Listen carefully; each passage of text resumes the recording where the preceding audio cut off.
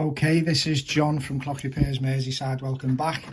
Right, this is the second part of this video, and as I'm just showing you, as you can see, the watch is actually a Fusee Verge type pocket watch, and if you have a look at the name, it's actually William Tarleton of Liverpool, which is obviously my hometown.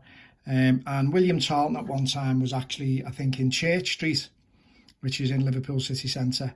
Yeah, it's a Fusee Verge. If we turn it sort of this way, you can actually see there's the Fusee barrel with the chain on, and also there's the Fusee cone there. And that thing sticking out is obviously your winding arbor. Now, at some point in time, this, what looks like a bobbin, was actually on that winding arbor. And then that hole in the side of the case, what you see, there would have been a piece of cord coming through there, maybe with a little brass pear drop bead on the end of it. And obviously, as the watch, it is the reason I'm saying it's a watch. It looks pretty much like a pocket watch movement, obviously. That bobbin obviously would have thing, and then people would have pulled that, and that would have wound the watch up probably for 30 hours again. And that's pretty much that. The thing, when we actually got it in, this thing, I actually bought this clock in for myself. Actually, sometimes I'll buy bits and pieces for myself.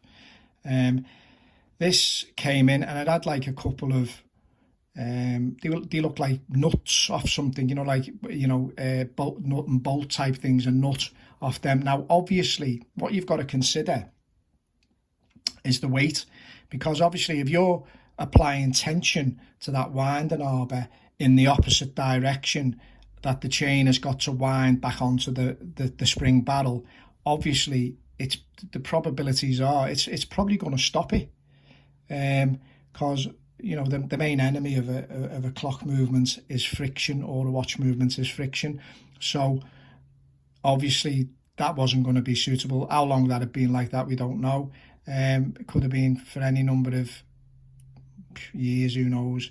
The dial itself is like a porcelain type dial. It has some, as we've said before, it has some damage.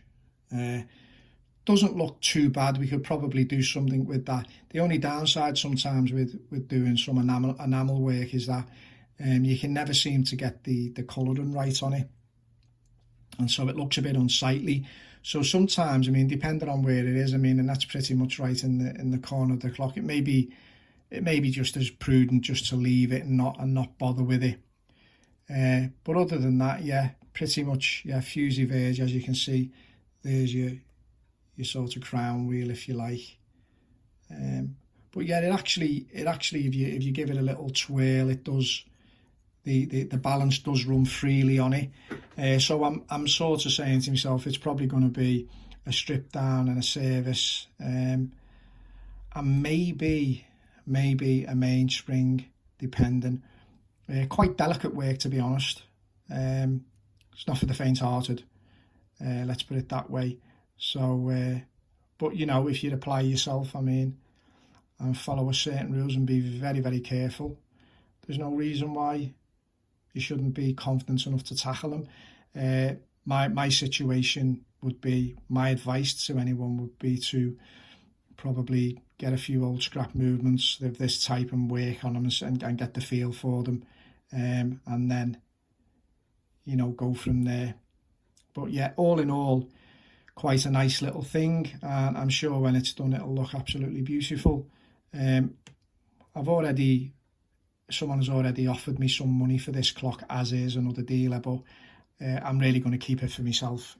I don't know a great deal about it all yet. I just know William Tarleton was obviously a clock and watchmaker in the Church Street area of Liverpool, round about, I'd say, mid to late 18th century.